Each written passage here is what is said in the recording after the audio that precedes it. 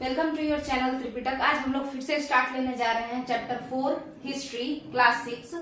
किसका है? एनसीईआरटी का।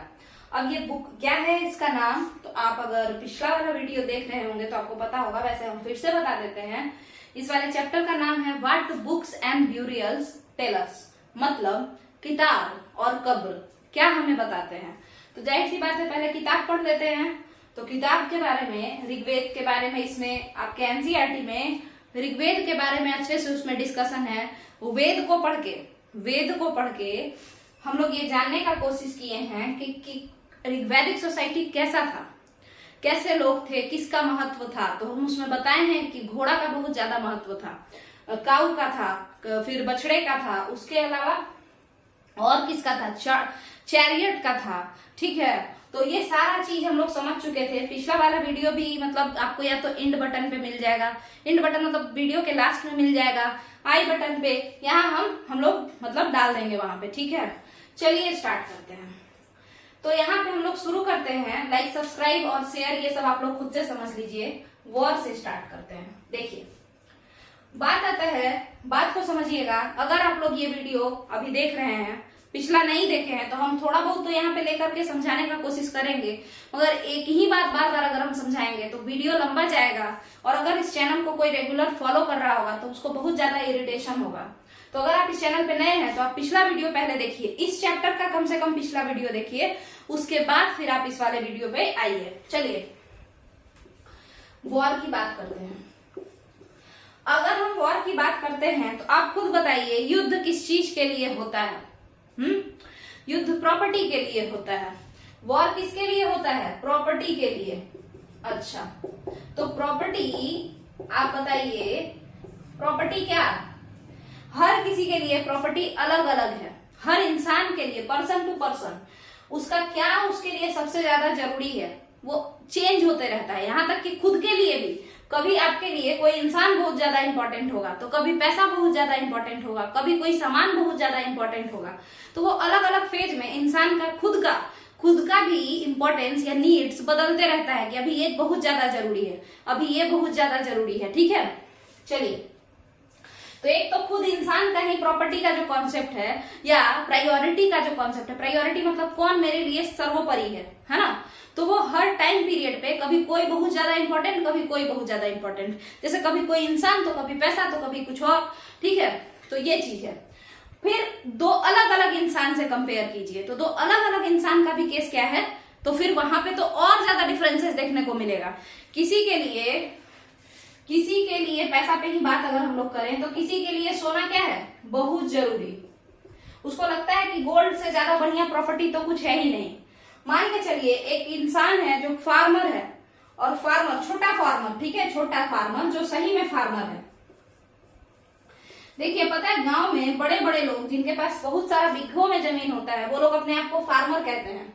तो ऐसे लोग फार्मर नहीं होते, ये लोग अमीर लोग होते हैं। वैसे लोग जो खुद से अपना खेती करते हैं, वो नहीं जो बटाईदार को दे देते हैं खेती करने के लिए और आराम से घर पे रहते हैं और खुद को फार्मर कहते हैं। फार्मर वो लोग होते हैं जो मेहनत करते हैं, मतलब अपने खेतों में, यानी कंपैरेटिवली ये लोग गरीब पड़ जाते हैं। बहुत ज्यादा मेहनत करने के बावजूद भी ये गरीब होते हैं। ठीक है, कंपेयर कीजिएगा, एक फार्मर है, ठीक, और एक बिजनेसमैन है। और ये बिजनेसमैन किस चीज का है, तो ये जमीन व्यापारी है। ये फार्मर है, ये जमीन व्यापारी है। अब इनके लिए, फार्मर के लिए सोना यानी गोल्ड बहुत ज्यादा इंपॉर्टेंट होगा। मतलब उनके लिए ये प्रॉपर्टी इतना अच्छा है, इतना जरूरी है जिसका कोई हिसाब नहीं। इसके लिए ये फार्मर इसके लिए झगड़ा कर सकते हैं, है ना, चोरी कर सकते हैं। मतलब हम इसमें ऐसा बिल्कुल मत समझिएगा कि फार्मर होता है वो सोना चुराएगा, ये सब मेरा मानना नहीं है। हम ऐसा किसी चीज को नहीं बोल रहे हैं, बस हम समझाने के लिए कह रहे हैं, क्योंकि ये इनके लिए बहुत महंगा चीज है, बहुत इंपॉर्टेंट चीज है। तो ये इसको पाने के लिए जी तोड़ मेहनत कर सकते हैं। ठीक है, समझिएगा। और ऐसा बिल्कुल नहीं होता है कि सारे किसान एकदम मतलब देवता ही हो, बहुत सारे बेईमानी भी करते हैं। तो उस तरीके का समझ लीजिए, इतना ज्यादा इसमें दिल पे लेने वाला बात नहीं है। बस हम समझाने के लिए बता रहे हैं कि किसी के लिए प्रॉपर्टी कुछ कोई और होगा, कोई और चीज इंपॉर्टेंट होगा, तो किसी के लिए कोई और चीज। अब यहाँ देखिएगा, एक कोई जमीन व्यापारी है, रियल एस्टेट में है। अब यहाँ इनके पास सोना क्या है, सोना इनके पास है और जमीन भी है। ये इंसान इसको गिफ्ट में देंगे, ये गोल्ड कॉइन्स वगैरह गिफ्ट में देंगे, ये रियल एस्टेट वाले गोल्ड कॉइन्स गिफ्ट में देते हैं ताकि मेरा जमीन बिके, है ना। गोल्ड कॉइन्स गिफ्ट में देते हैं ताकि उनका फ्लैट बिक जाए। तो ये सब चीज क्या है, तो इनके लिए इसका कोई वैल्यू नहीं है, इसके लिए वो कभी भी झगड़ा किसी से नहीं करेंगे, चुपचाप से ले जाके दे देंगे, ले लो, है ना। मगर अगर बात इस पे आ जाएगा ना, एक मिनट सॉरी, देखिए अगर बात इस पे आ जाएगा कि क्या लैंड भी दीजिएगा क्या फ्री में, तो फिर झगड़ा ये लोग भी करेंगे, इसमें 3-5 करेंगे, इसमें बेईमानी भी कर सकते हैं। आपको समझ में आ रहा होगा कि हर किसी का प्रॉपर्टी का कॉन्सेप्ट अलग अलग होता है, ठीक है। तो यहाँ पे समझिएगा कि समय कब चल रहा है, तो ऋग्वैदिक पीरियड। ऋग्वैदिक पीरियड में लोग क्या क्या काम करते थे, तो मुख्यतः मेनली 6 तरीके के लोग थे, मेनली 6 तरीके के लोग थे, ठीक है। तो ये जो 6 तरीके के लोग हैं वो लोग कौन कौन थे, तो एक तो फार्मर थे, फार्मर उस समय सबसे रिच होते थे। इसके बाद हर्डर, ये वाला टॉपिक हम पिछला वीडियो में डिस्कस किए हैं कि ऑक्यूपेशन क्या क्या है उस बेसिस पे। तो फार्मर, हर्डर, ठीक है। और आपका क्या क्या हो सकता है बताइएगा, काम और क्या क्या करते थे ये लोग, तो पेस्टोरल नोमैड्स होते थे। हर्डर मतलब पशुपालक होता है, पेस्टोरल नोमैड का मतलब होता है जो घूम घूम के पशुपालन करता हो, वो पेस्टोरल नोमैड होता है, बंजारा टाइप का इंसान, है ना, अपना पूरा पशु लेकर के साथ में घूम रहे हैं वो, ठीक है। उसके बाद आपका फॉरेस्ट ड्वेलर, मतलब जो फॉरेस्ट में रहते तो नहीं है मगर क्या करते हैं, फॉरेस्ट के अगल बगल के लोग जो फॉरेस्ट में जाते हैं कुछ कुछ सामान फ्री का लेकर के आने के लिए और मार्केट में पैसा से बेचने के लिए, तो इनसे इनको प्रॉफिट होता है। 5 नंबर हंटर गैदरर, मतलब आखेटक संग्राहक, ठीक है। तो इस तरीके से और भी क्राफ्ट पर्सन जो शिल्पकारी करते हैं वो लोग, ये लोग हो गए। इसके अलावा ये लोग वो लोग थे, ये लोग वो लोग थे जो लोग क्या थे, जो लोग टैक्स देते थे। ये दोनों तो, ये लोग इतने सारे लोग तो ये कॉमन पीपल हैं। ये कैसे पीपल हैं, टैक्स देने वाले हैं, टैक्स पेयर हैं, ये कॉमन पीपल हैं। या ट्रिब्यूट देने वाले हैं, मतलब गिफ्ट देने वाले। ट्रिब्यूट मतलब होता है गिफ्ट देने वाला, और टैक्स मतलब होता है कंपलसरी आपको देना पड़ेगा, फिक्स रहता है वो। चलिए देखिएगा, 2 और बहुत इंपॉर्टेंट लोग हैं ऑक्यूपेशन में जो कि लेने वाले हैं, जो टैक्स लेते हैं, जो गिफ्ट लेते हैं, वो कौन कौन से हैं। तो यहाँ पे हम देखिए, यहाँ पे लिखे हुए हैं हम ऑक्यूपेशन, ये है राजा यानी किंग, और प्राइस्ट, प्राइस्ट PRIEST, प्रीस्ट भी इसको बोलते हैं कुछ लोग। अब क्या सही होता है आप लोग देख लीजिएगा, प्रीस्ट या प्राइस्ट जो भी, ठीक है, समझिएगा। तो ये दोनों लोग जो थे, राजा और पुरोहित, तो ये जो 2 वर्ग हैं ये लोग लेने वाले थे। अब बताइए, ये दोनों ही सबसे ज्यादा, दोनों नहीं, खास करके आप किंग को कहिए, ये बहुत ज्यादा झगड़ालू, यही लोग एम्बिशियस होते हैं। यही लोग, जैसे मान के चलिए किसी कोई बिजनेसमैन है तो उसका स्टाफ क्यों हर जगह डील करता चलेगा और बहुत झगड़ा करता चलेगा, वो बिजनेसमैन खुद चाहेगा, क्योंकि जितना ज्यादा वो मेहनत करेगा उतना ज्यादा वो बड़ा होता जाएगा और जितना मतलब अमीर होता जाएगा। तो अगर किंग जितना बार भी लड़ता उतना बार उसका एम्पायर फैलता जाता। आप समझ रहे होंगे इस बात को। तो यहाँ पे समझिए, तो अब जो जमाना है, ये जमाना देखिए, फार्मर का जमाना है, हर्डर का जमाना है, पेस्टोरल नोमैड्स का जमाना है, ठीक है। तो ये जो ज्यादातर ये जो जमाना है ये पशुओं का जमाना है।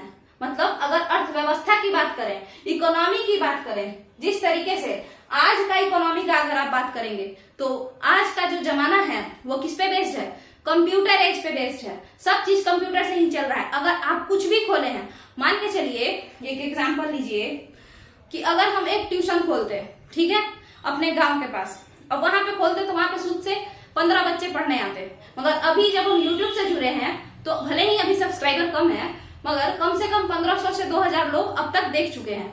मतलब सिर्फ अभी कितना दिन हुआ होगा, कुछ अब 1 महीना होने वाला है। तो सोचिए, तो इसका मतलब क्या है, कंप्यूटर एज है। अगर हम लोग नेट से जुड़ते हैं, कंप्यूटर से जुड़ते हैं, तो कोई भी काम उसको क्या हो जाएगा, एडवांस तरीके से हम लोग कर सकते हैं और ज्यादा से ज्यादा लोगों के बीच में पहुंच सकते हैं। तो ये चीज है।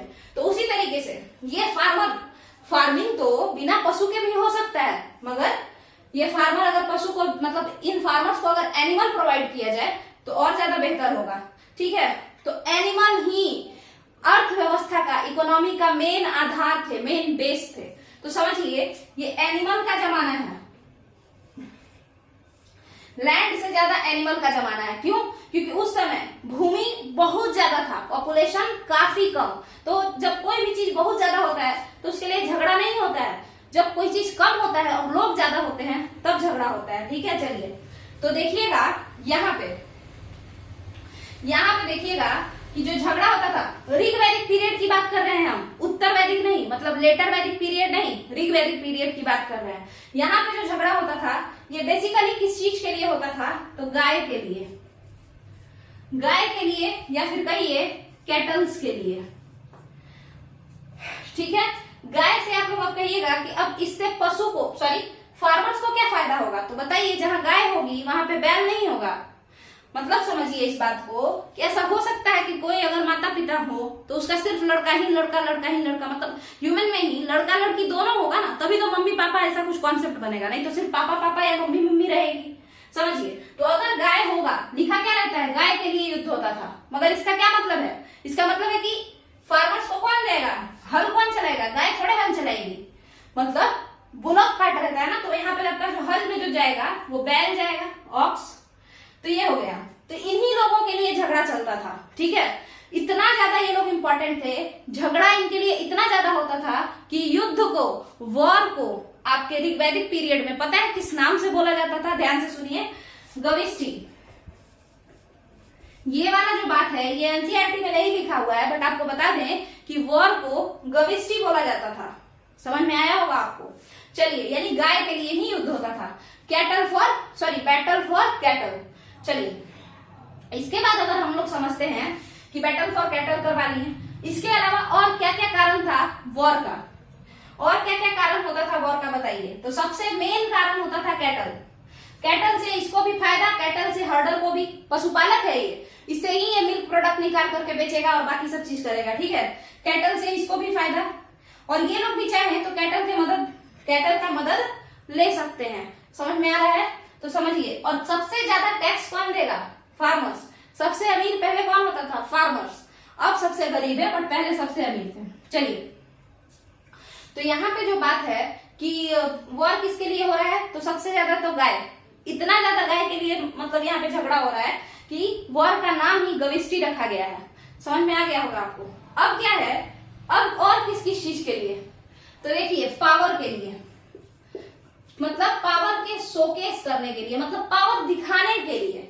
ऐसा नहीं है कि पावर चाहिए, नहीं, पावर दिखाने के लिए। क्योंकि इस जमाने में लोग कोई मतलब सभ्य लोग नहीं थे उतने। कैसे थे?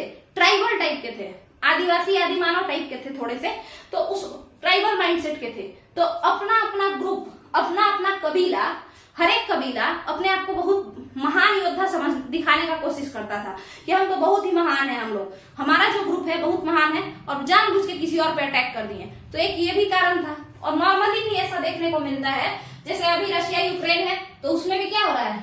सब लोग अपना अपना पावर दिखाने के चक्कर में एक दूसरे के साथ लड़ रहा है। तो पहला कारण गाय के लिए, दूसरा कारण पावर शो ऑफ करने के लिए, मतलब शो ऑफ के लिए एक तरीके से समझिए। तीसरा कारण जो होता था स्लेव्स को बंदी बनाने के लिए। मान के चलिए हम कहीं लड़ने गए, और लड़ने गए तो क्या किए? वहां से जो लोग को हम हराए ना, उसको पकड़ के लेके चले आए। अभी के जमाने में इन्हें प्रिजनर्स ऑफ वॉर कहते हैं ना, प्रिजनर्स ऑफ वॉर, कि पाकिस्तान में इतने प्रिजनर्स ऑफ वॉर इंडिया के हैं, फिर यहाँ पे इतने हैं। चलिए, बट मेन कारण क्या था? गाय ही थी। मेन कारण था कि जितना ज्यादा से ज्यादा कैटल को कैप्चर करो। इसके अलावा अनाज वगैरह, ग्रेन्स वगैरह मिल जाए तो उसको कैप्चर कर लो। ग्रेन मिल जाए, क्योंकि देखिए उस समय सोना चांदी ये सब किसी को इंटरेस्ट नहीं था। आप सोचिए, किसी आदिवासी को सेंटिलीज आइलैंड जो है आपका अंडमान निकोबार में, वहां जाइए, उसको सोना दीजिए तो वो नहीं लेगा ना, उसको खाना से मतलब है, खाना दीजिए। तो ग्रेन्स वगैरह को वो लोग कैप्चर करना पसंद करते थे। ठीक है, इसके अलावा ऐसे एरिया पे अटैक करते थे, इसके अलावा ऐसे भूमि पे अटैक करते थे जहां पे ये मोटे अनाज, उसको शायद हार्डी क्रॉप कहते हैं, जो भी कहते हैं, मोटे अनाज, जैसे वीट तो नहीं कह सकते हैं, वीट को भी रख सकते हैं बट उतना नहीं। बार्ली यानी जौ, मिलेट, बाजरा। आपको पता है मिलेट ही अंतरराष्ट्रीय अभी क्या चल रहा है? तो 2023 इंटरनेशनल मिलेट ईयर चल रहा है, अंतरराष्ट्रीय बाजरा वर्ष चल रहा है। मिलेट को, बाजरा को नरेंद्र मोदी क्या बोले हैं? श्री अन्न बोले हैं। तो मोटा अनाज जहाँ पे मेहनत कम लगे और जल्दी जल्दी अनाज हो जाए, एक तो ना इरिगेशन का मतलब हो, मतलब टेंशन हो, ना ही कुछ और का टेंशन हो, है ना, बस ऐसे ही थोड़ा सा मेहनत किए और मोटा अनाज, मतलब भर भर के अनाज। मतलब ये मोटा अनाज पता है किसको कहते हैं? देखिए सुनिए एक बात को, ध्यान से सुनिएगा। मोटा अनाज क्या होता है? कभी आप सुने होंगे कि किसी को कहते हैं एकदम मोटा चमड़ी का आदमी है ना। तो मोटा चमड़ी मतलब होता है कि उसका कुछ, जैसे भैंस और गाय का अंतर अगर आप देखिए तो भैंस को लोग गंदे तरीके से भी रखे रहते हैं, ठीक है, और उसको कोई असर नहीं पड़ता है। वही अगर आप जर्सी गाय को उतना गंदे तरीके से रखिए तो वो मर जाएगी, ठीक है। तो वो कैसी हुई? वो थोड़ा हाई फाई हुई, ठीक है। और भैंस जो हुआ वो लोग, मतलब भैंस जो हुई वो कैसा हुआ बताइए? तो वो लोग मोटा चमड़ी का इंसान हुआ, मतलब जानवर हुआ, ठीक है। तो इस वजह से क्या है कि जिसमें मेहनत कम लगे तो वो मोटा अनाज, वैसा अनाज जिसमें मेहनत कम लगे और जो आसानी से, मतलब बहुत ज्यादा भी टेम्परेचर हो तो भी आसानी से ग्रो कर जाए, खराब जल्दी ना हो, कहीं भी नॉन फर्टाइल लैंड पे, उतना ज्यादा जरूरी नहीं है कि एकदम फर्टाइल, एकदम उपजाऊ जमीन पे ही हो, कम उपजाऊ जमीन पे भी हो जाए। जैसे बिहार का जो साउदर्न हिस्सा है, साउदर्न हिस्सा कैसा है? प्लेट्यू रीजन है, पठार है और पर्वत है। पर्वत मतलब वो वाला हिमालय जैसा नहीं, ऊंचा ऊंचा पठार है, जैसे प्रेतशिला पठार और ये सब है, ठीक है। तो वहां पे गया ये सब रीजन में, तो वहां पे ना हम लोग बाजरा वगैरह का भी खेती कर देते हैं, ठीक है। तो और नीचे चल जाइए, मतलब गया के एकदम साउदर्न हिस्से में तो बाजरा ये सब कर सकते हैं, ठीक है। तो आसानी से उग जाएगा। वैसे तो अब इतना ज्यादा साइंस एंड टेक्नोलॉजी डेवलपमेंट हो चुका है, तो हम लोग क्या कर लेंगे बताइए? तो हम लोग साइंस एंड टेक्नोलॉजी के मदद से इरिगेशन कर लेंगे, है ना, कनाल लेकर के, मतलब नहर बनवा लेंगे, दुनिया जहान बोरिंग कनाल ये सब बनवा लेंगे, तो क्या हो जाएगा? उससे भी उग जाएगा इस नॉन फर्टाइल रीजन में। बट अदरवाइज बाजरा उगाना काफी आसान है। तो ये लोग जो थे ये ऐसा रीजन खोजते थे जहां पे बार्ली, मिलेट ये सब होता हो, वैसे लैंड को, वैसे फील्ड को, वैसे खेत को कैप्चर कर लेना चाहते थे ये लोग, ठीक है। एक चीज ये हो गया। दूसरा समझिएगा और कैसे चीजों पर अटैक करते थे। ध्यान से सुनिएगा सीटीईटी वालों, ये सब एनसीईआरटी का ही पार्ट है, ध्यान से देखिए। और किस चीज के लिए अटैक करेंगे? Water source, sources of water पे अटैक करते थे। अब ये सोर्सेज ऑफ वाटर क्या है? पानी के स्रोत पे अटैक करते थे। ऐसा रीजन पे जाके अटैक करते थे, मान के चलिए कोई नदी बह रहा है, किसी गांव के बगल में नदी है, तो उस गांव पे जाके जानबूझ के अटैक करते थे ताकि बहुत मात्रा में नदी, मतलब बहुत मात्रा में पानी का स्रोत हमको मिल जाएगा, आसानी से हम लोग वहां पे रह सकते हैं। तो यही सब मेन रीजन था जिसके कारण अटैक होता था, वॉर होता था, ठीक है। तो अब आपको पता चल गया होगा ऋग वैदिक पीरियड में वॉर क्यों होता था, ठीक है। मगर वहीं अगर लेटर वैदिक पीरियड के वॉर को देखेंगे आप लोग, तो लेटर वैदिक पीरियड में वॉर और थोड़ा बिना मतलब का ज्यादा होने लगा। जैसे साम्राज्य बनाने के लिए वॉर होने लगा। साम्राज्य मतलब पाटलिपुत्र से अफगानिस्तान तक पहुंचना था। तो इतना नीड है बताइए? इतना नीड है? नहीं है। बट फिर भी लोग लड़ाई किया तो अपना बड़ा मतलब एम्बिशन बड़ा हो गया, इस वजह से झगड़ा भी ज्यादा अलग अलग तरीके से होने लगा। अपना वर्चस्व दिखाने के लिए ग्रुपिंग करके लड़ना शुरू कर दिया सब। आप सुने होंगे कि चाणक्य का सप्तांग थ्योरी में चाणक्य का एक कॉन्सेप्ट था, देखिए, अरि अरि मित्र। अरि मतलब दुश्मन होता है, ठीक है। अरि अरि मित्र, देखिए यहाँ पे आप लोग हर्षित दीर्घिकार अपने खुद से समझिएगा क्योंकि मेरा उतना सही नहीं होता है, ठीक है। देखिए अरि अरि मित्र मतलब, अरि मतलब होता है दुश्मन, मतलब दुश्मन का दुश्मन दोस्त होता है। इतना सारा पॉलिटिक्स चाणक्य वहीं उसी समय करके बैठे हुए थे, ठीक है। और इस तरीके से ये लोग ग्रुपिंग करता था कि अटैक करना है ना, तो अगर इस इंसान पे मान के चलिए राजा ए पे अटैक करना है, तो राजा ए के सारे दुश्मनों से मिलो, सबसे दोस्ती करो, उसके बाद साथ में जाके अटैक करो। तो इस तरीके से बिना मतलब का प्लानिंग प्लॉटिंग करके अटैक खेलते रहते थे लोग। चलिए आगे समझते हैं। इसके बाद अगर हम बात करें इन लोगों का, तो मेन बताएं ऋग्वैदिक पीरियड वालों का गाय के लिए ही पूरा मार झगड़ा हो रहा है। खाना के लिए देखिए, खाना गाय, तो गाय से भी खाना ही, और उसके अलावा वाटर रिसोर्सेज पानी। तो बहुत ही कम केस में ये लोग किसी और चीज के लिए झगड़ा करते थे। चलिए आगे समझते हैं। और यहाँ पे जो स्लेव है, मतलब प्रिजनर्स ऑफ वॉर, जो युद्ध में पकड़े गए बंदी हैं, तो वो लोग जो हैं वो लोग भी इन खेतों में काम करने के लिए ही तो लाए जाते थे। समझ में आ गया होगा आपको। अब हम आगे समझते हैं। चलिए हम लोग क्या कहें, किस किस चीज के लिए वॉर हो रहा था बताइए, किस किस चीज के लिए वॉर हो रहा था? गाय के लिए। गाय के लिए इतना वॉर हो रहा था कि गविष्टि युद्ध को कहते थे, युद्ध को ही गविष्टि कहते थे। उस समय वॉर को वॉर ना कहते गविष्टि कहते थे, ठीक है। ऋग्वैदिक पीरियड में गाय को मारना मतलब बहुत बड़ा कांड, सीधे मृत्यु दंड हो सकता है, ठीक है, इतना बड़ा पाप। चलिए आगे समझते हैं। इसके अलावा देखिए गाय के लिए पावर दिखाने के लिए कभी कभी दो कबीला आपस में लड़ेगा, हम ज्यादा पावरफुल है, स्लेव्स को पकड़ के ले आते थे, अनाज वाला रीजन वहां पे जाके अटैक करते थे, जहां पे मोटा अनाज आसानी से हो जाए ऐसे खेत में अटैक करते थे, पानी का सोर्स पे जाके अटैक करते थे। देख सुन के ही ये लोग भी थोड़ा दिमाग लगा के ही अटैक करते थे, ऐसे ही नहीं कि जहां मन किया वहीं घोड़ा और रथ लेके कूद गए, ठीक है। अब चलिए आगे आगे समझते हैं। जैसा भी ये हम अभी समझाएं, इसमें कोई कमी हो तो आप लोग क्या कीजिएगा, कमेंट में बताइएगा। अच्छा, एक प्रॉब्लम हम मतलब सुने हैं कि थोड़ा फास्ट हो जाता है ना। तो देखिए ऐसा होता है ना कि यहाँ पे तो कोई है नहीं ऐसा कि मतलब 4-10 स्टूडेंट बैठा के हम पढ़ा रहे हो, तो प्रॉब्लम क्या है ना कि हम लगातार समझाते चले जाते हैं। तो अगर आप लोगों को फास्ट लगता है तो आप लोग थोड़ा सा मतलब वो जो यूट्यूब का जो होता है ना क्या सेटिंग्स, तो उसमें जाकर के आप लोग उसको स्लो कर लीजिएगा, होता है ना 2x स्पीड 1.5 उस तरीके से, तो 0.75 पे सुन लीजिएगा, तो उससे आपको आसानी से समझ में आएगा। अगर आपको स्पीड थोड़ा ज्यादा लगता है तो ठीक है, उसका ऑप्शन है। आवाज अगर कम तेज है तो उसके लिए भी है, volume up high up down वगैरह कर सकते हैं। चलिए आगे समझते हैं। एक कॉन्सेप्ट है, कॉन्सेप्ट क्या है, राजा। ये समझना है, यहाँ पे देखिएगा, राजा वर्सेज महाराजा।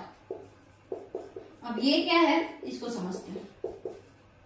देखिए ये जो राजा है ये ऋग्वैदिक पीरियड के हैं। किस पीरियड के हैं? ऋग्वैदिक पीरियड के हैं। ये जो राजा हैं महाराजा, ये लेटर वैदिक पीरियड यानी उत्तर वैदिक काल के हैं। हिंदी वालों ध्यान से सुनिएगा, लेटर वैदिक पीरियड यानी उत्तर वैदिक काल के हैं। राजा ऋग्वैदिक पीरियड के हैं, लेटर वैदिक पीरियड के महाराजा हैं। राजा और महाराजा में क्या अंतर होता है उसको समझिए। तो सबसे पहले चूंकि ऋग्वैदिक पीरियड ही हम लोग पढ़ रहे हैं तो इसी पे सबसे पहले फोकस करेंगे। तो देखिएगा राजा क्या है, कैसे, किसका राजा है ये लोग देखिए। ऋग्वैदिक पीरियड सुनिए, ऋग्वैदिक समाज किसका है? ऋग्वैदिक समाज के लोग कौन है? कबीला। कबीला मतलब ट्राइब। अब कबीला दो ही तरीके से हो सकता है, हम बार बार कह रहे हैं कि मेरा जो है ये हिंदी हर्षी दीर्घी और हर्षु दीर्घु हमको समझ में नहीं आता है उतना, तो आप लोग देख लीजिए जैसे भी होता हो, आप लोग को ज्यादा अच्छे से पता होगा। तो कबीला यानी ट्राइब, यही समाज था। लोग ग्रुप में रहते थे, एक सरदार होता था और लोग अपने ही खानदान के लोगों के साथ रहते थे। खानदान के लोगों को क्या कहते हैं? किंगशिप कहते हैं। आपको याद है अलाउद्दीन खिलजी बोला था, kingship has nothing to do with kingship, मतलब राज्य को या राजत्व को, मतलब राजा अगर आप है ना, तो राजा अगर आप हैं तो आपको खानदान से कोई लेना देना नहीं होना चाहिए। या ये नहीं कि मेरे खानदान का है तो इसको तो कम पनिशमेंट देंगे और मेरे खानदान का नहीं है तो ज्यादा पनिशमेंट देंगे। उन्होंने कहा था कि किंगशिप माने राजत्व, राजा जो कर रहा है उसको क्या कहेंगे? Kingship. Has nothing to do with, kingship को कोई लेना देना नहीं है। किससे? किंगशिप से, यानी भाई भतीजावाद से, खानदानीपन से, ये सबसे नहीं। जो गलत है वो गलत है, जो सही है वो सही है। तो ये चीज है, तो वही होता है। तो ये जो कबीला का ग्रुप था ना, ये कबीला वाले जो लोग थे, इनका मेन कॉन्सेप्ट क्या था? इनका मेन कॉन्सेप्ट कोई देश नहीं था। इनका मेन कॉन्सेप्ट कोई देश नहीं था। इनका मेन कॉन्सेप्ट था कि हम लोग एक परिवार हैं, एक कुल है, एक खानदान है। परिवार में देखिए, परिवार 4 परिवार हो सकता है, एक परिवार में 4 लोग हो सकते हैं, और 4-10 परिवार मिला दें तो एक क्या हो जाएगा? खानदान हो जाएगा, ठीक है। तो वही ये लोग खानदान के कॉन्सेप्ट को मानते थे, यानी किनशिप बेस्ड होता है कबीला, ठीक है। अब सारे लोग एक जगह रह रहे हैं, एक कबीले के लोग एक जगह रहते थे, बहुत सारे लोग हैं। अब हुआ क्या कि मान के चलिए एक कबीला है और उसका नाम मान के चलिए है ए कबीला। कैसा कबीला? ए कबीला, ठीक है।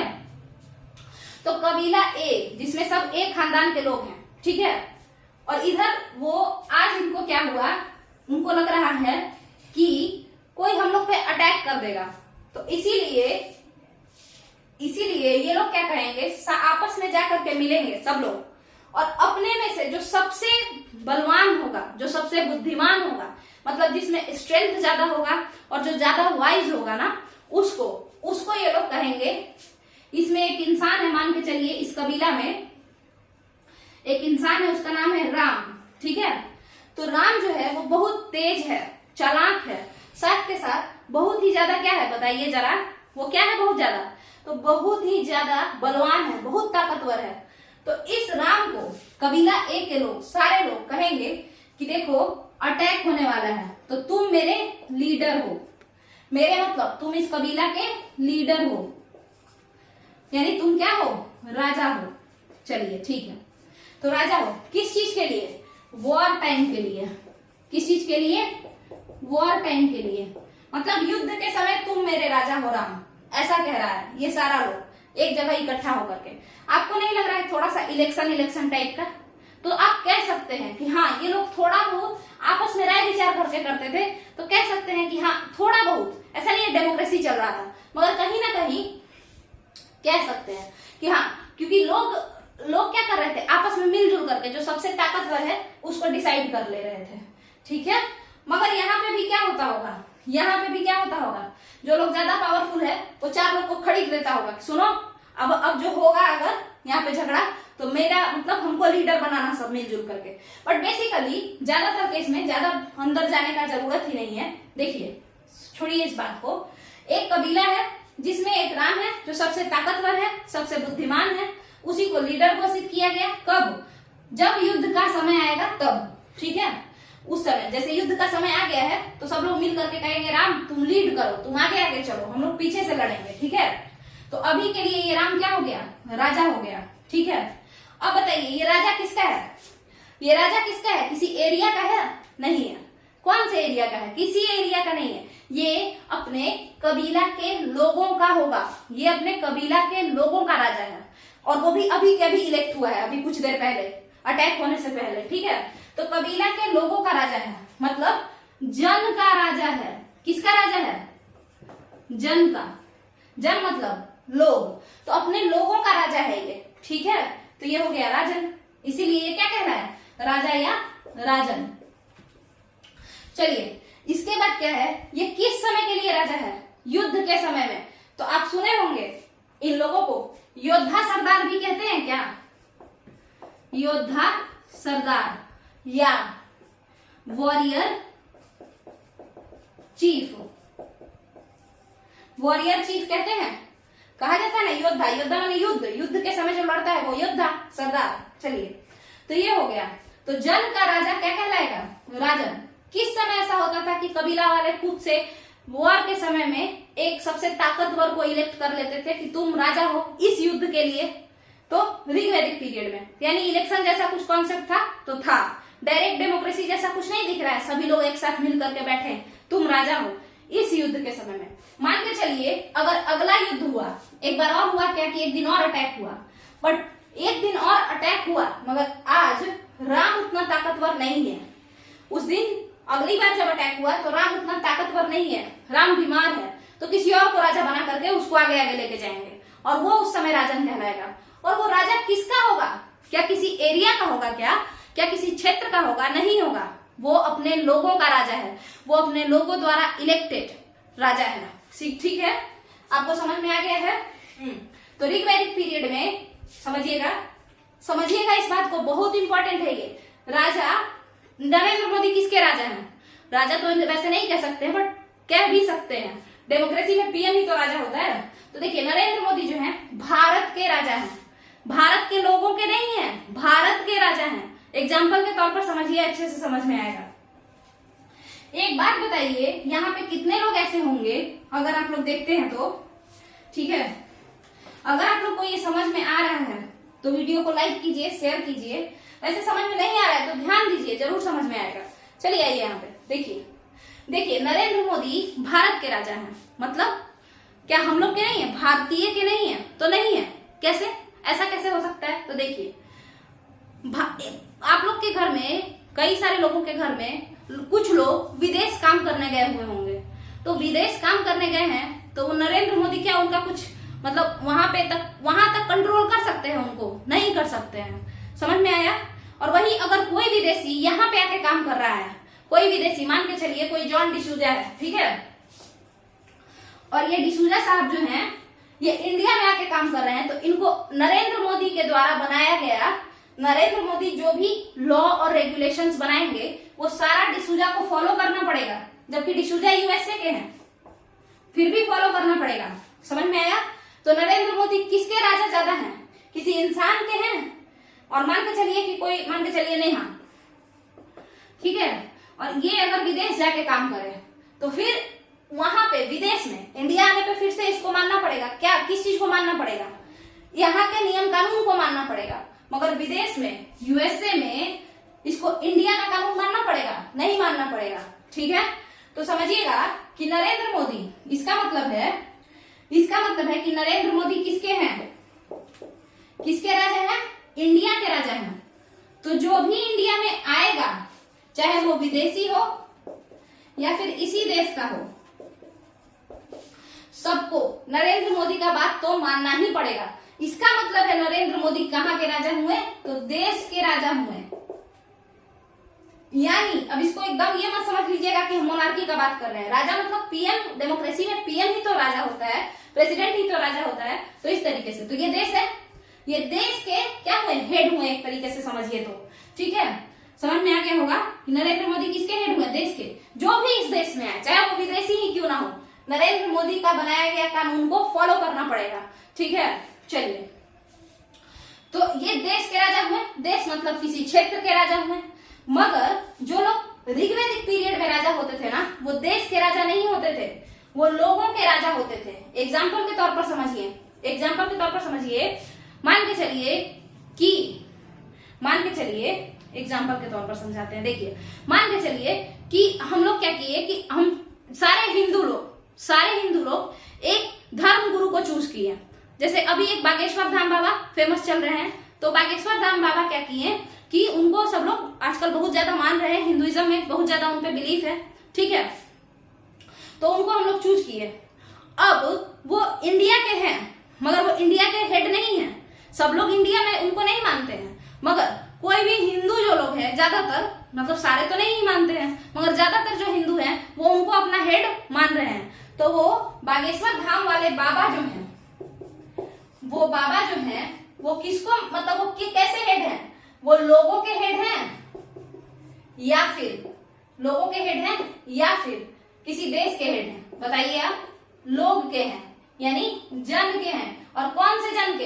हिंदू जन के।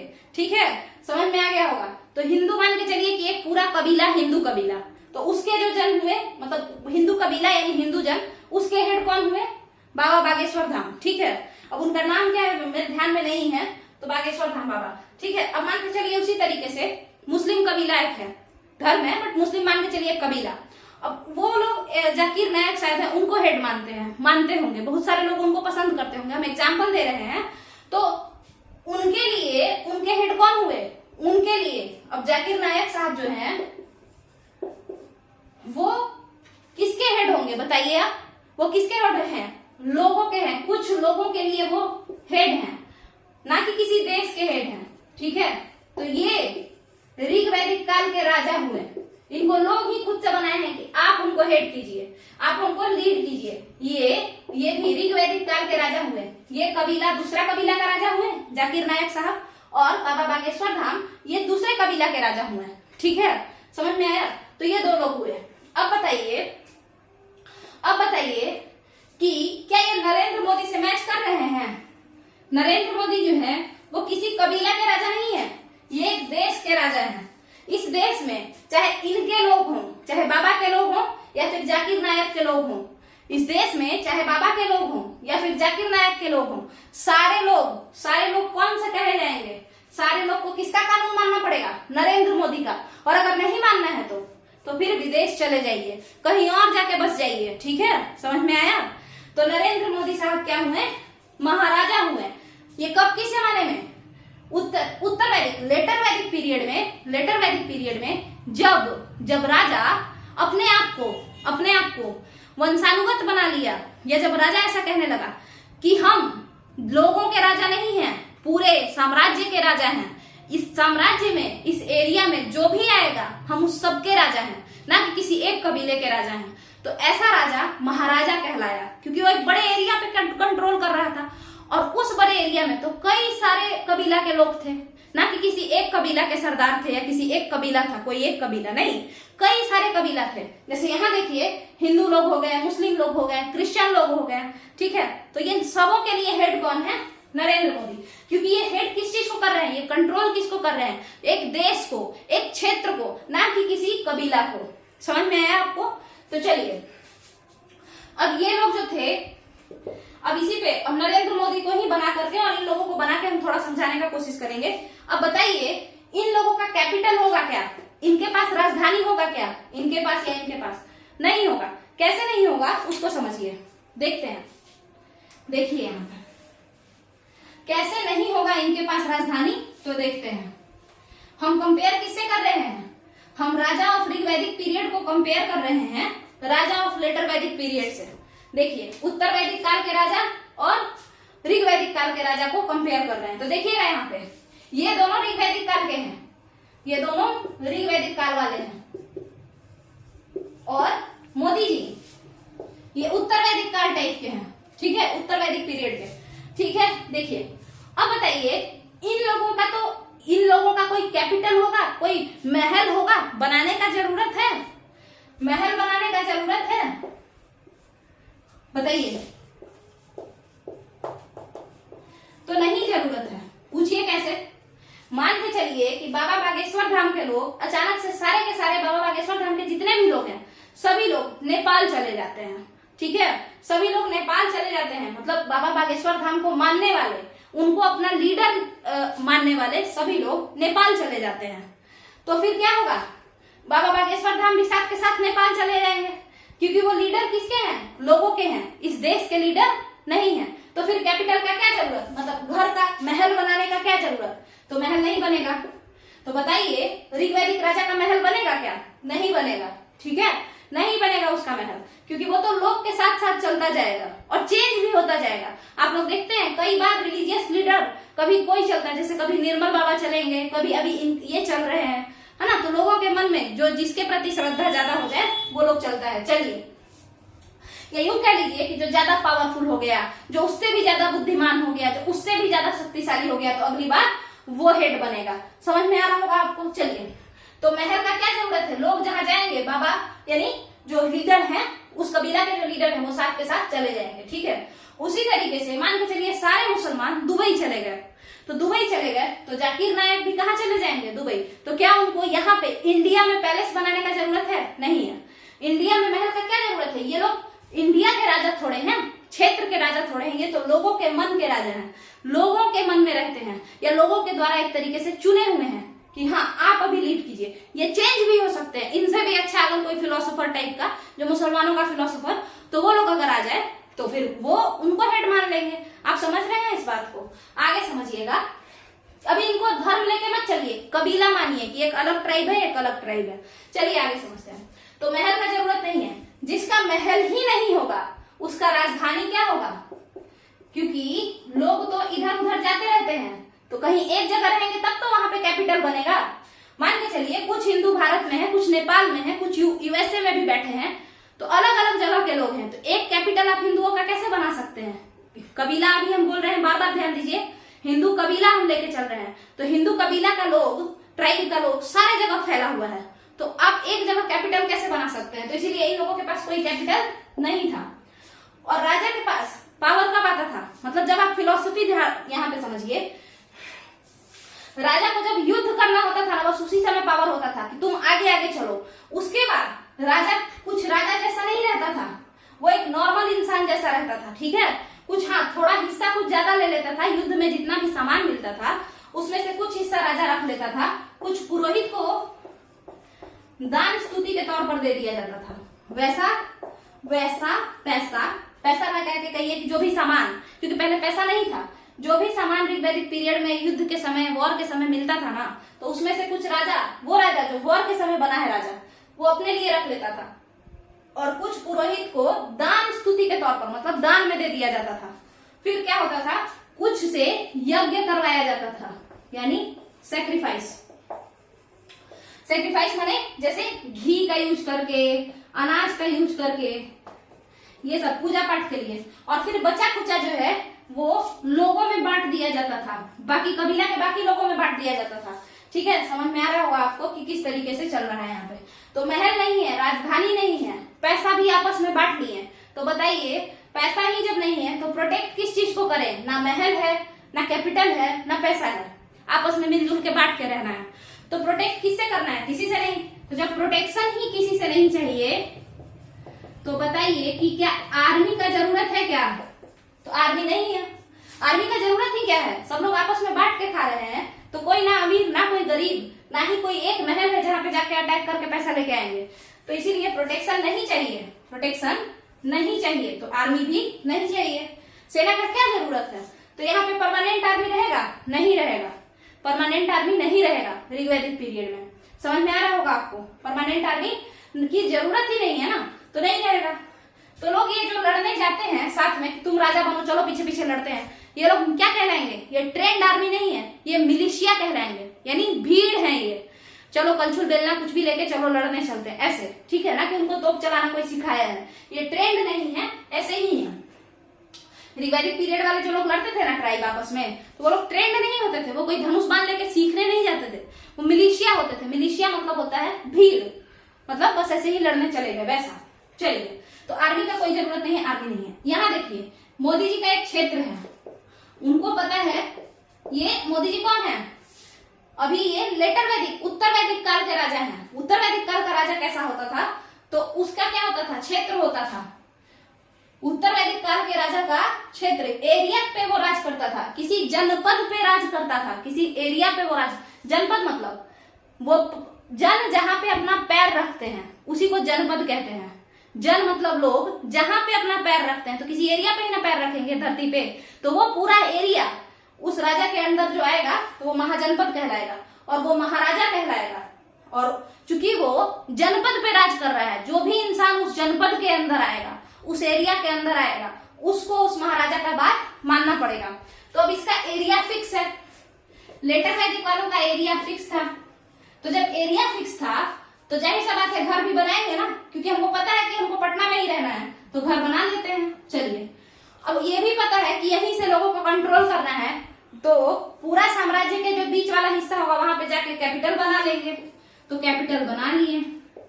अब जब कैपिटल बनाए, महल बनाए, तो अगर किसी को पता है कि महल है, तो महल जाहिर सा बात है कि महल में पैसा होगा, सब चीज होगा, तो यहाँ पे चोरी होने का खतरा होगा या नहीं होगा? तो यहाँ पे आर्मी रखना पड़ेगा, क्योंकि चोरी होगा, एक जगह रहेंगे तो चोरी होगा, सामान रखेंगे चोरी होगा, तो आर्मी रखना पड़ेगा। कैसा? Permanent army. आपको समझ में आ रहा है? Permanent army. पहली बार परमानेंट आर्मी जिसने रखा वो था बिंबिसार।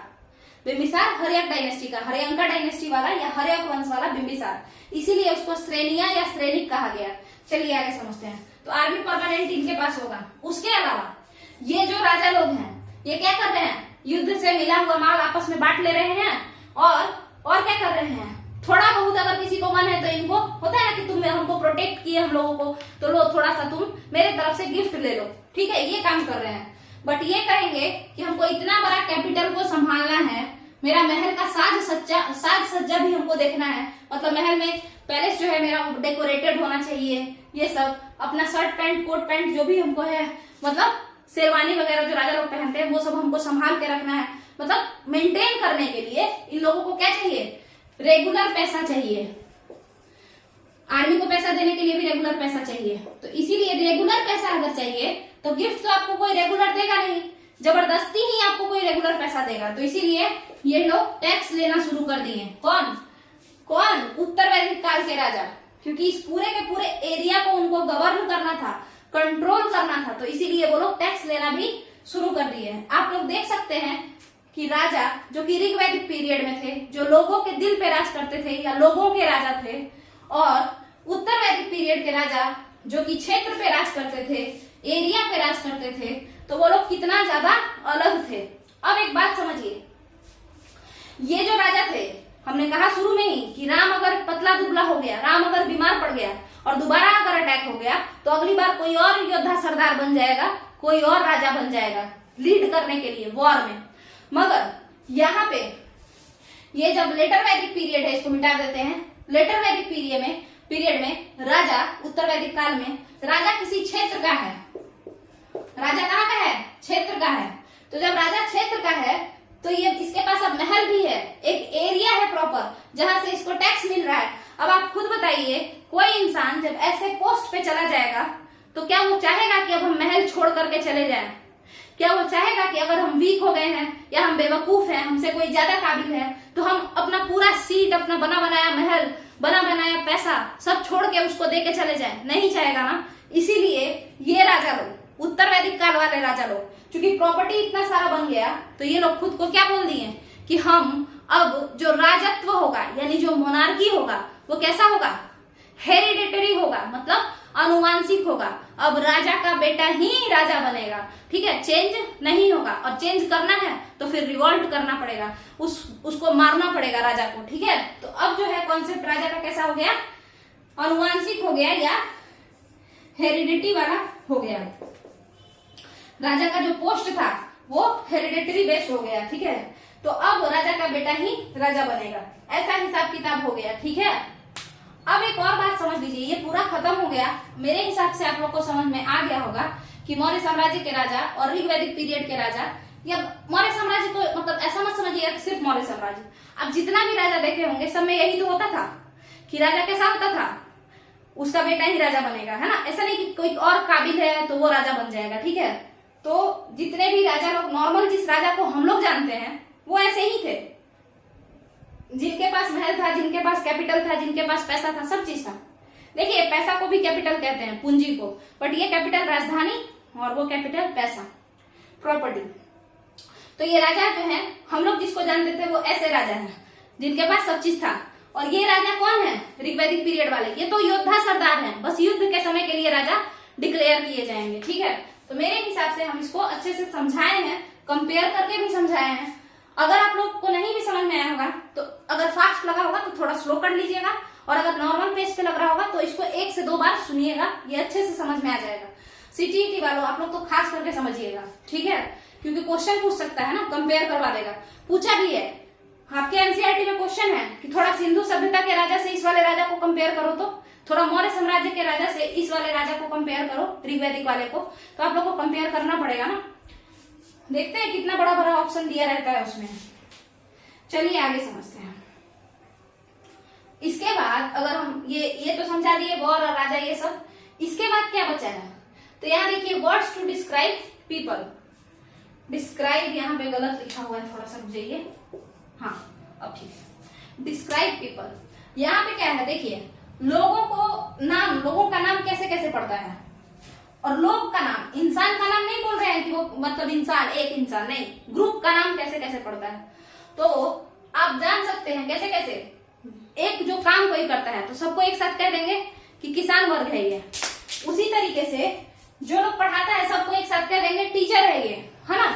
समझ रहे हैं आप लोग? जो लोग पढ़ाते हैं उसको कह देंगे टीचर है ये, दुनिया जहान। तो इसी तरीके से सब लोग का था, ठीक है। तो ऑक्यूपेशन के बेसिस पे हम लोगों का नाम, ग्रुप का नाम रख सकते हैं। उसी तरीके से कास्ट के बेसिस पे भी ग्रुप का नाम रखा जा सकता है, क्लास के बेसिस पे भी ग्रुप का नाम, जैसे अमीर, गरीब, है ना। और भी बताइए, और कौन कौन सा तरीका है? हाँ, लैंग्वेज के भाषा आधार पे, जैसे हिंदी भाषी, है ना, और उसी तरीके से अंग्रेज। तो देखिए, क्योंकि वो अंग्रेजी बोलते हैं इसलिए अंग्रेज, ठीक है। तो इस तरीके से भी रख सकते हैं। उसके अलावा कोई अगर भारत का है तो सारा ग्रुप को भारतीय यानी प्लेस के बेसिस पे। तो ऋग्वैदिक पीरियड में भी ये सब होता था।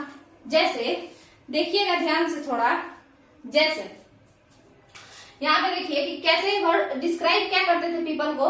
तो ऑक्यूपेशन के बेसिस पे, जैसे किंग और प्राइस्ट। देखिए हमने बताया वही महाराजा और राजा वाला वही ये समझा रहे थे। देखिए अगर आप किसी जन पे, कुछ लोगों पे राज करते हैं तो आपका नाम पड़ गया राजन। तो आपका क्या था, आपका काम क्या था, राज करना, कुछ लोगों पे नाम पड़ा राजन।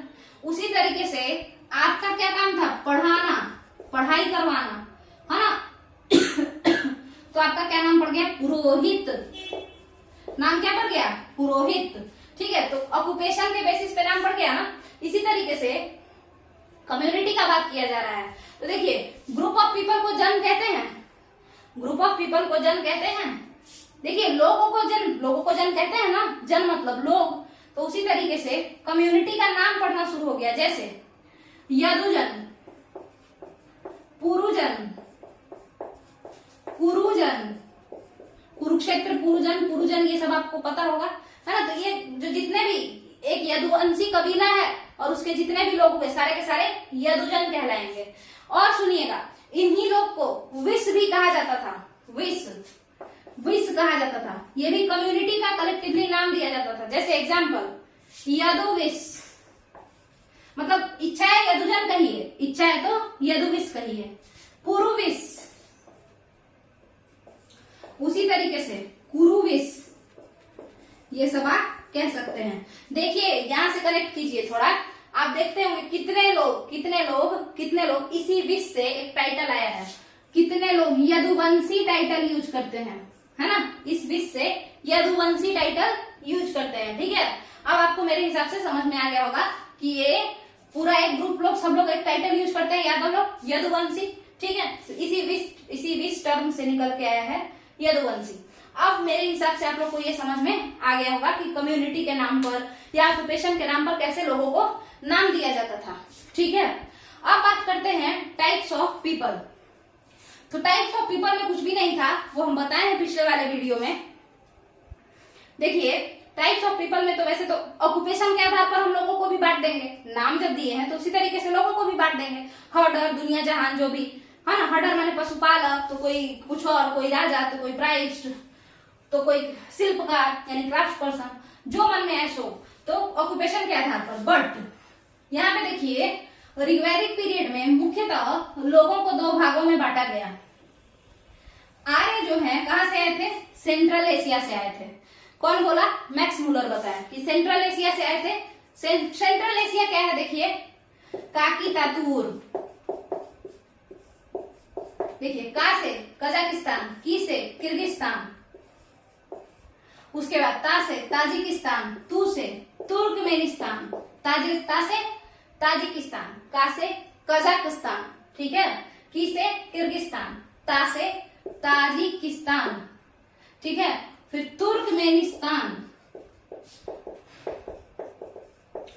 बताइएगा कि इल्तुतमिश कहाँ का था, इल्तुतमिश कहाँ का था, आप लोग बताइएगा। चलिए कमेंट में बताइए। उज्बेकिस्तान, उर से, ठीक है। ये है सेंट्रल एशिया। यहां से इसमें इसके 3 इलाकों से, ताजिकिस्तान, उज्बेकिस्तान और तुर्कमेनिस्तान से सटा हुआ है अफगानिस्तान। तो आर्य कहाँ रहते थे, आर्य रहते थे इस इलाका में। यहां से नीचे धसक के आए अफगानिस्तान। तो सेंट्रल एशिया से सबसे पहले अफगानिस्तान है, फिर अफगानिस्तान के खैबर पास से यानी खैबर दर्रा से पाकिस्तान के पंजाब पहुंच गए और फिर धसक करके इंडिया वाला पंजाब पहुंच गए। तो जो ऋग्वैदिक पीरियड के लोग थे, है ना, आप देखे होंगे विश्वामित्र बात करते हैं सतलज से, व्यास नदी से, तो यानी कि उसी नदी के किनारे वो रहते होंगे, उन्हीं नदी के आसपास। तो ऋग्वैदिक पीरियड का जो मतलब विकास हुआ, जो डेवलपमेंट हुआ, वो कहाँ हुआ, इंडस रिवर के ही वैली के अलोंग हुआ। ठीक है, आगे समझिए। हालांकि लेटर वैदिक, उत्तर वैदिक काल गंगा नदी के आसपास ज्यादा बढ़ा, समझिएगा आगे। तो ये हो गया आपका। तो जब आर्य यहाँ पे है ना, जब आर्य, ये आर्य ही है जो सेंट्रल एशिया, मध्य एशिया में 5 कंट्री है, यही Kazakhstan, Kyrgyzstan, Tajikistan, Turkmenistan, Uzbekistan, ठीक है। यही 5 कंट्री है आपके सेंट्रल एशिया में। और यहीं के पे आर्य रहते थे। यहाँ से नीचे घसक के अफगानिस्तान है, अफगानिस्तान से पंजाब है, खैबर दर्रा होते हुए पाकिस्तान और अफगानिस्तान के बॉर्डर पे खैबर दर्रा है, ये पार करके पंजाब वाला पाकिस्तान वाला पंजाब है, फिर यहाँ से इंडिया वाले पंजाब। इतना दूर में ये लोग फैल गए। तो जब आर्य आए ना तो जाहिर सा बात है कि इंडिया में कुछ लोग पहले से रहते होंगे। तो उन आर्यों ने इन लोगों को कहा, पहले खुद को क्या कहा, तो खुद को कहा कि हम तो श्रेष्ठ हैं। हम क्या हैं, हम श्रेष्ठ हैं। क्यों? क्योंकि हमको संस्कृत बोलने आता है, हमको वेद पढ़ने आता है। तो इस कारणों से अपना अपना शौक है। इसके बाद समझिए, क्योंकि जो लोग इंडिया में रहते थे उन लोगों को वेद पढ़ना नहीं आता था, वो लोग किसी और लैंग्वेज में बात करते थे, वो संस्कृत में बात नहीं करते थे, उनके लिए वो फॉरेन लैंग्वेज था।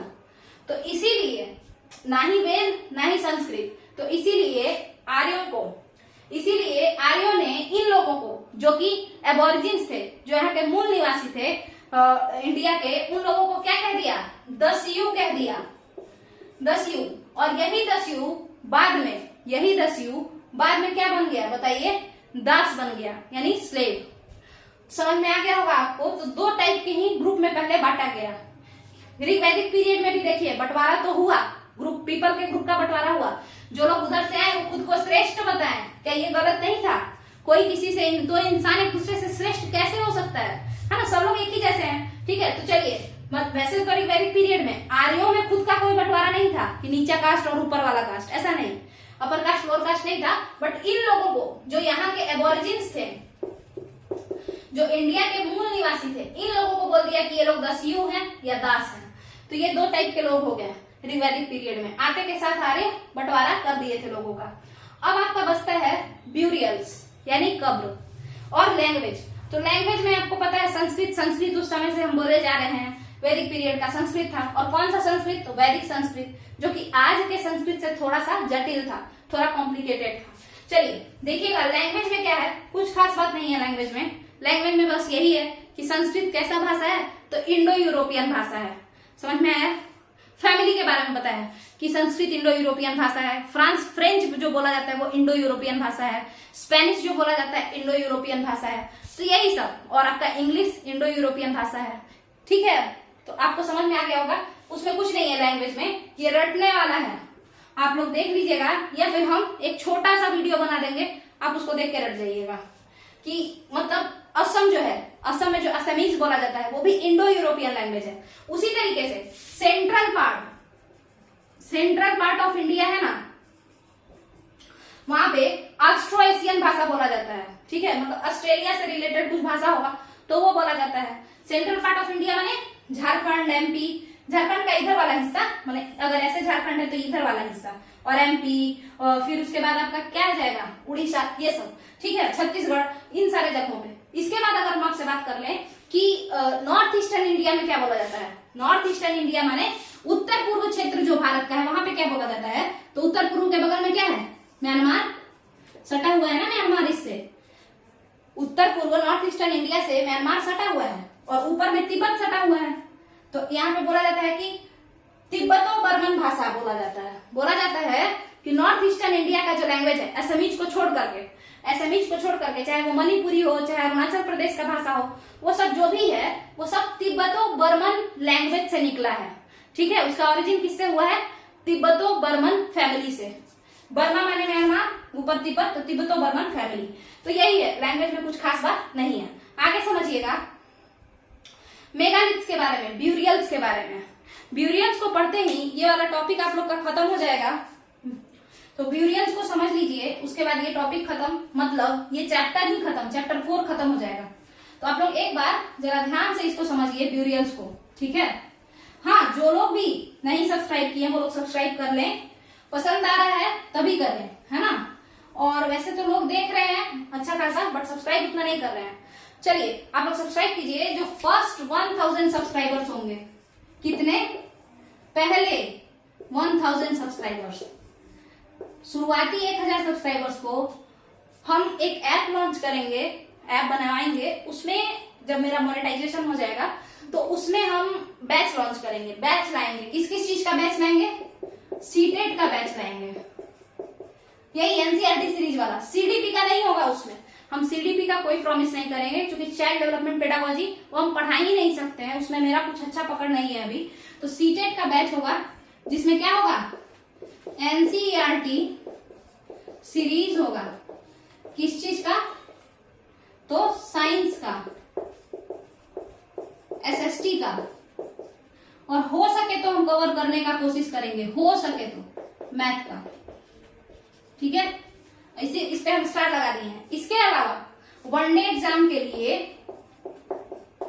वनडे एग्जाम, अब चाहे आप दरोगा में बैठिए या फिर आप रेलवे में बैठिए या किसी में भी बैठिए, उसके लिए देखिएगा, उसके लिए आप लोग का एसएसटी का और साइंस का सीरीज मतलब बैच रहेगा। और जो भी जिस तरीके के, जो इंसान जिस तरीके का चीज में इन्वॉल्व होगा, जैसे मान के चलिए कोई सब्सक्राइबर है वो रेलवे का तैयारी करता हो तो उसको ये वाला बैच दिया जाएगा।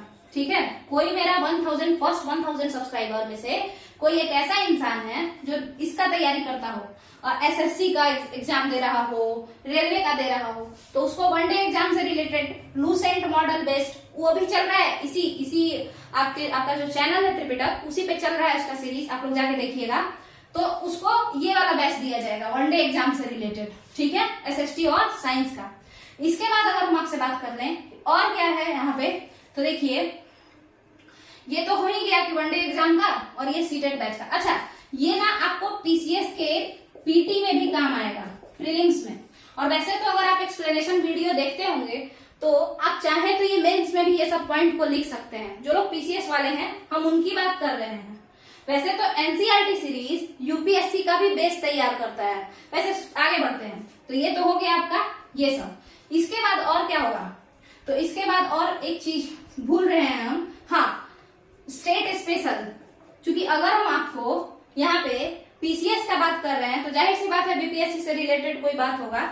और अब तो आपको पता है कि सीटेट वालों के लिए सिर्फ सीटेट पास करना जरूरी नहीं है, हर स्टेट का अलग से सुपर टेट हो रहा है, तो उसके लिए आपको स्टेट स्पेशल चाहिए होगा। तो यहाँ पे हम अभी तो बिहार स्पेशल सीरीज स्टार्ट कर चुके हैं। आप लोग जाइए, सीटेट वालों खास करके जाइए, और बिहार से रिलेटेड लोग, चाहे वो बीपीएससी दे रहे हो या फिर दरोगा वाला दे रहे हो या कोई भी एग्जाम जो बिहार से रिलेटेड हो, सिविल कोर्ट का हो या जो भी हो, आप लोग जाइए बिहार स्पेशल सीरीज को देखिए। तो बिहार स्पेशल सीरीज का भी बैच लॉन्च करेंगे, फर्स्ट 1000 सब्सक्राइबर को उस ऐप पे फ्री में देंगे। ठीक है, मतलब फ्री डिलीवरी, उसका क्या बोलते हैं, गिव अवे करेंगे। ठीक है, तो ये स्टेट स्पेशल का बिहार स्पेशल सीरीज यहाँ पे है। इसके अलावा अभी इतना ही है, पीवाईक्यू इसी चैनल पे कंप्लीट करवा रहे हैं धीरे धीरे। एक तो सीटेट का अच्छे से हमको पीवाईक्यू मिल ही नहीं रहा है, प्रीवियस ईयर क्वेश्चन कहीं कुछ मिल रहा है कहीं कुछ मिल रहा है, साइट पे अच्छे से डाउनलोड नहीं हो रहा है। तो ये सब है, ये सब जो है फर्स्ट 1000 सब्सक्राइबर्स को ये कुछ फैसिलिटीज इस चैनल की तरफ से दिया जाएगा आफ्टर मोनेटाइजेशन।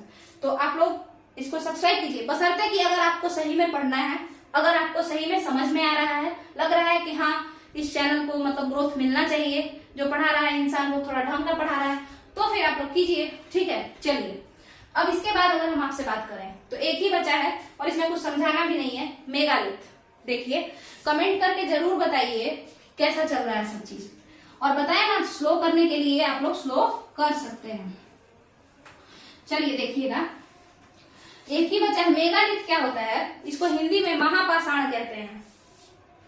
साउथ इंडिया में जिस समय हम लोग का ऋग्वैदिक पीरियड ये सब चल रहा था ना नॉर्थ इंडिया में, उसी समय दक्षिण भारत में